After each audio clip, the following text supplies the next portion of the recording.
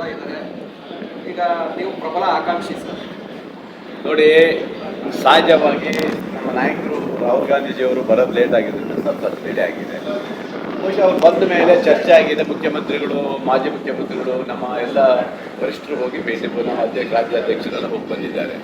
ನನಗನ್ನಿಸ್ತದೆ ಬಹುಶಃ ಈಗ ಹೈಕಮಾಂಡ್ ಸೂಚನೆ ಮಾಡಿದರೆ ಯಾವ ಬೇಕಾದ್ರೂ ಇವತ್ತು ನಾಳೆನೂ ಮಾಡ್ಬೋದು, ಇಲ್ಲ ಅಂತ ಅವರು ಏನಂತ ತೀರ್ಮಾನ ನಿರ್ಧಾರ ಮಾಡೋದು ಹೈಕಮಾಂಡ್ ಕಾಯ್ತಾ ಇದ್ದಾರೆ. ಬಹುಶಃ ಅದು ಆಗ್ಬೋದು. ತಾವು ದೆಹಲಿಗೆ ಹೋಗ್ತೀರಿ ಸರ್ ಮತ್ತೆ? ಕೊಡ್ತಾರೆ ಅನ್ನುವಂಥ ಅಸಮಾನ ಅದು ನನಗೆ ಗೊತ್ತಿಲ್ಲ.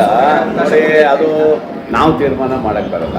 ನಮ್ಮ ರಾಹುಲ್ ಗಾಂಧಿ ಇವತ್ತು ಏನು ಹೇಳ್ತಾ ಇದ್ದಾರೆ, ಒಂದಿಷ್ಟು ಜನ ಹೊಸಬ್ರಿಗೆ ಕೊಡಬೇಕು ಅನ್ನೋದು ಹೇಳಿದಾರಂತೆ, ಒಂದಿಷ್ಟು ಜನ ಹಳಬರು ತಗೊಳ್ಬೇಕಂತ ಹೇಳಿದ್ದಾರಂತೆ. ಗೊತ್ತಿಲ್ಲ, ಮಾಹಿತಿ ಇಲ್ಲ ನನಗೆ. ಪೇಪರಲ್ಲೆಲ್ಲ ಬಂದಿದ್ದು ನೋಡಿದ್ದೀನಿ.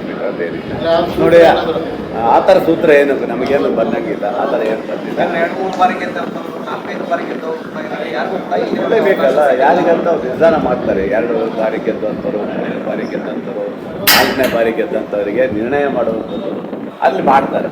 ಮತ್ತು ಜಾತಿವಾರು, ಜಿಲ್ಲಾವಾರು ಇವೆಲ್ಲ ಸಹಜವಾಗಿ ನಡೀತದಲ್ಲ, ಹಾಗಾಗಿ ನಡೀತದೆ. ಆಮೇಲೆ MLC ಅವರು ಸಹ ಕೇಳ್ತಾ ಇದ್ದಾರೆ, ಅವರು ಸಹ ಭಾಳ ಜನ ಹೋಗಿ ಬಿಟ್ಟಿದ್ದಾರೆ. ಇವೆಲ್ಲ ಸಹಜಕ್ಕೆ ಹಕ್ಕಿದೆ. ಹಕ್ಕು ಮಂಡನೆ ಮಾಡೋಕ್ಕೆ ಏನು ತಪ್ಪಿಲ್ಲ.